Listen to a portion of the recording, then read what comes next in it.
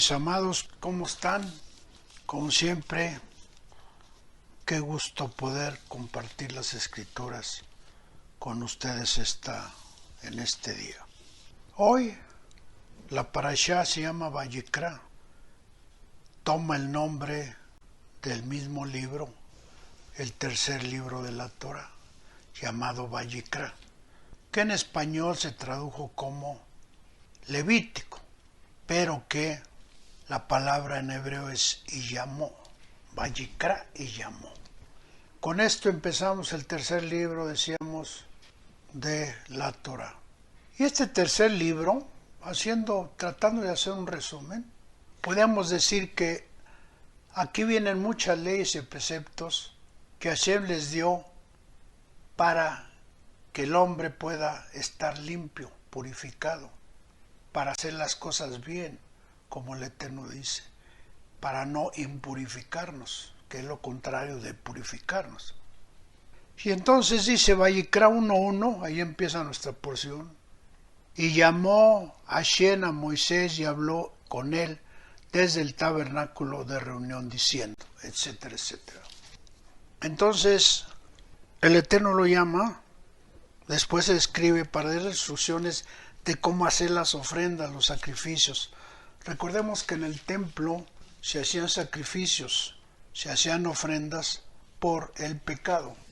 Las ofrendas eran de tres tipos: ganado mayor o menor, de aves o de harina de trigo. De esas tres se podía hacer, o un animal grande, uno pequeño, o aves, o harina de trigo, según las posibilidades de cada una de las personas. Entonces, ¿para qué eran llevadas las ofrendas al templo? Para que el Cohen Agadol, el sumo sacerdote, hiciera la purificación de los pecados, para que el Cohen pidiera perdón por los pecados cometidos. Pero también habla de que había unos sacrificios que no era necesariamente que estuvieran en pecado, sino que era un acto de agradecimiento. Recordemos que siempre la Torah ha hablado anteriormente de ofrendas y de sacrificios. Aquí lo que hace nuestro Eterno, bendito su nombre, es puntualizarlos, darles forma. ¿Y cuál era esa función de los sacrificios? Decíamos que cuando alguien pecaba, tenía que llevar una ofrenda para que se hiciera el sacrificio, según el pecado, y confesaba el pecado que tenía. Pero sin embargo ya no hay templo, por ende ya no hay sacrificios. Entonces, ¿cómo podíamos aplicarlo en nuestras vidas? El mensaje pudiera ser esto.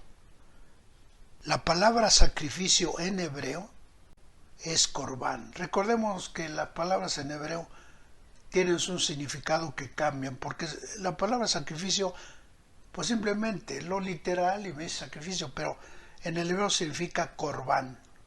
Viene de la raíz acercar, o sea, que el pueblo, la única forma de acercarse a Hashem, porque el pecado había hecho separación entre Hashem y el hombre, se debería de hacer sacrificio. Ese fue el sistema que el Eterno utilizó y estableció. Se separaron de mí por el pecado.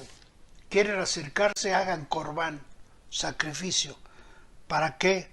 Para que puedan volverse a acercar. Así nosotros, mis amados, cuando hemos pecado, ya no vamos a hacer sacrificios, pero tenemos que buscar la forma de acercarnos a nuestro Eterno. ¿Cómo lo vamos a hacer? Pero era importante saber que cuando la persona pecaba, podía llevar su sacrificio, pero si su corazón no es un corazón de arrepentimiento, de agradecimiento, entonces también sus ofrendas eran aceptadas. ¿Por qué? Porque eso solamente lo conoce el Eterno. Pero al final no eran válidas porque el Eterno conoce los corazones. Otra cosa también importante de esto, porque nos sirve para entender muchas cosas, es que el perdón de los pecados no lo hacía ni el sacerdote ni los animales. Ellos no perdonaban pecados o los productos agrícolas. El único que perdona pecados de acuerdo con la Torah es el Eterno, bendito su nombre. No es, repito, ni el animal, ni el sacerdote, ni los productos del campo.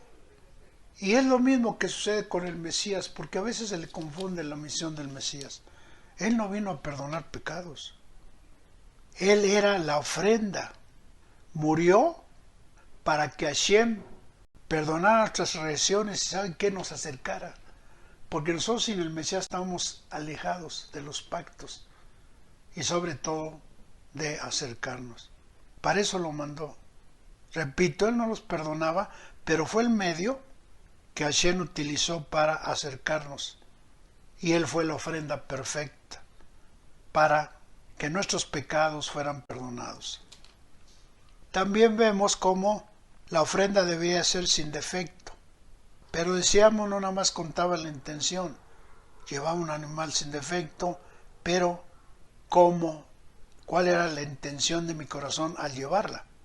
Porque puedo haber llevado y a seguir pecando y entonces no servía de nada. Recordemos que este ritual se hacía una sola vez al mes. Por lo consiguiente, pues no se podía estar todos los meses pidiendo perdón por la misma falta. Pero cuánta misericordia de Hashem, que le estableció para el pueblo de Israel que presentaron los sacrificios para acercarse, para tener comunión con nuestro Eterno, bendito su nombre. Ahora que no hay sacrificios, Hashem nos da una herramienta llamada Teshuvah, en hebreo, que significa arrepentimiento, acercarnos a Él. Porque ¿cuántas veces nos hemos arrepentido y hemos vuelto a hacer lo mismo? Eso no es Teshuvah, es el remordimiento de conciencias. El concepto de la Torah de Teshuvah es retornar, no necesariamente arrepentimiento. El origen de la palabra es retorno, volver. ¿A dónde vamos a retornar y a volver? A la Torah. ¿Por qué tenemos que regresar a la Torah? Porque la Torah nos dice que hemos fallado. Necesitamos regresar a la Torah.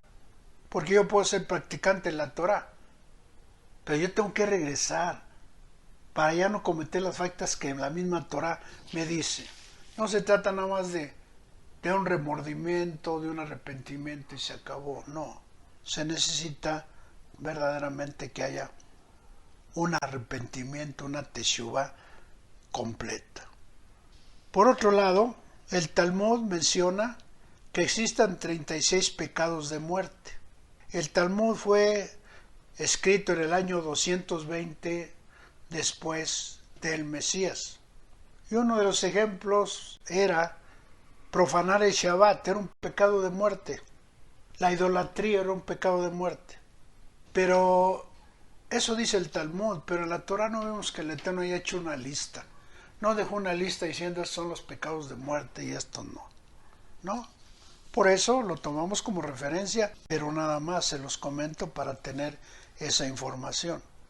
Así es que el Eterno nos da oportunidad siempre, mientras nuestra vela arda, mientras estemos vivos, de rectificar y de hacer la teshuvah sincera de arrepentimiento que nos pide nuestro Eterno.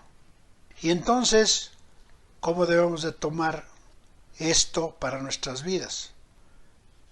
En la Torah, ¿qué es el pecado de muerte desde el punto de vista de la Torah? En las Escrituras, en Marcos y en Lucas 3:29 y 12:10, dice que toda blasfemia contra el Espíritu Santo no será perdonada. Quien hable mal del Hijo de Dios, no había problema, no es pecado de muerte. Pero quien blasfeme contra el Espíritu Santo es blasfemia, contra el Ruach HaKodesh. ¿Por qué? Porque la palabra blasfemia en hebreo es algo que va en contra de la divinidad. Es ofender a la divinidad. Es maldecir a Dios. Es desacreditar las cosas de Dios, como la Torá, que se descalifica, decir cosas malas de Dios, expresarse mal, hacer chistes, etcétera, etcétera. Ir en general en contra de la Torá. Eso es el pecado de muerte. Así es que la blasfemia va más allá de simplemente hablar, porque lo que hemos dicho es, para que lo entendamos, es como vaciar el nombre de Hashem, porque al no aceptar nada, al hablar mal, para nosotros ya no existe Dios. Digo, para los que hacen eso, ya no existe Dios, ya lo vaciaron. Y eso es gravísimo. ¿Por qué? Porque si nosotros vaciamos el nombre de Hashem, ¿ya qué queda? Porque la única forma de acercarnos a Hashem es a través de su Ruach HaKodesh, de su Espíritu Santo. Si se corta porque se ha blasfemado, porque se ha vaciado el nombre de Hashem, entonces, ¿qué nos espera? Nada. Solo si nosotros no cometemos este pecado. Ese sí es el pecado de muerte. En Juan viene un ejemplo donde dice que quien vacía el nombre de Hashem, ya no hay que orar. No podemos estar orando por una persona que ha vaciado el nombre de Hashem, que ha blasfemado su nombre. Ya no tiene casa, porque la sentencia ya la dio nuestro Eterno, lo dejó muy claro en la Torah. Claro, por otro lado sabemos que los pecados pueden ser voluntarios e involuntarios, pero blasfemar, eso es completamente voluntario. Pero cualquiera de ambos, cuando el pecado no sea de la blasfemia, sino voluntario o involuntario de otro tipo, hay que hacer teshuvá. Hay que hacer teshuvá, excepción, como decíamos, de la blasfemia. Así es que, mis amados, lo importante de todo esto es que tengamos mucho cuidado de cómo nos expresamos con nuestro Eterno, de cómo le hablamos, de cómo nos expresamos, de qué hacemos, porque las cosas son muy serias.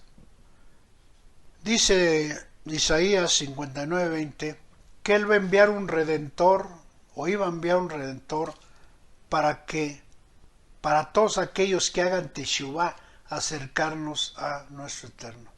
El Mesías va a venir como nuestro Redentor, para que a través de Él hagamos teshuvá y nos acerque al Padre o al Eterno. Pasando a otro tema, la parashá empieza cuando el Eterno le llama a Moshe porque estaba a punto de inaugurarse el Mishkan. Dice que lo llamó. A nosotros no nos va a llamar para construir un templo, porque no lo vamos a hacer. Pero tenemos que aplicar esta porción, esta parte en nuestras vidas. Así que a nosotros también nos ha llamado Hashem, Vayikra. No es lo que nosotros queremos, o creemos, o sentimos. El único que nos llama es Hashem. Él nos llama. Nosotros, por más que queramos y hacemos méritos, no. Si el Eterno nos llama, no vale nada. Pero obviamente, cuando el Eterno nos llama, debemos de hacerlo en un acto de humildad. ¿Por qué? Porque recordemos que el Eterno está en contra del orgullo. Nunca nos va a llamar. Si somos orgullosos, nunca nos va a llamar. Porque el amor divino es para todos, es muy claro. Pero nosotros tenemos que aprender que ese aprendizaje que tenemos que vivir en nuestras vidas depende de la voluntad del Eterno. Se dice que el último templo de Jerusalén, fue destruido por el pecado. Claro, si no, no se hubiera destruido. Porque no tenían conciencia y no quisieron avanzar. Porque decíamos que para los sacrificios se llevaba un animal. Pero para que nosotros podamos acercarnos al Eterno, debemos de reconocer primeramente nuestros pecados. Que hagamos un examen de conciencia, porque a veces nos creemos muy santos. A veces creemos que no estamos perdonar, porque el corazón es engañoso. No hay que hacer un examen de conciencia y decirle Eterno, perdóname, no quiero estar separado de ti, quiero acercarme, quiero, Corbán, estar cerca de ti, porque esa es mi vida, esa es mi pasión y esa es nuestra esperanza. Porque sin la esperanza, mis amados, ¿qué podemos hacer? Así es que, mis amados, vamos a terminar, como siempre, haciendo una reflexión, pidiéndole a nuestro Eterno que si estamos separados de Dios, porque muchas veces nos creemos tan espirituales, pero sabe que eso es un engaño. Tenemos que ser sinceros con nosotros mismos. ¿Estamos separados de Hashem? ¿Porque no hemos cumplido sus mandamientos? ¿Porque no obedecemos? Estamos separados. ¿Y eso qué nos hace? Nos impide acercarnos a Dios. Muchas veces inclusive la gente se siente tan pecadora que ni siquiera quiere ponerse a cuentas con Dios, acudir a Dios, hablar con Dios. Menos el llamado. No, ponen una bola de pretextos, dicen que no, que yo no, que después, mañana, en fin, etcétera, etcétera. Reflexionemos, mis amados, porque eso nos da la oportunidad de rectificar, de hacer teshuvá, para poder volver a tener la conexión con nuestro Eterno, bendito su nombre. Bendiciones como siempre, mis amados.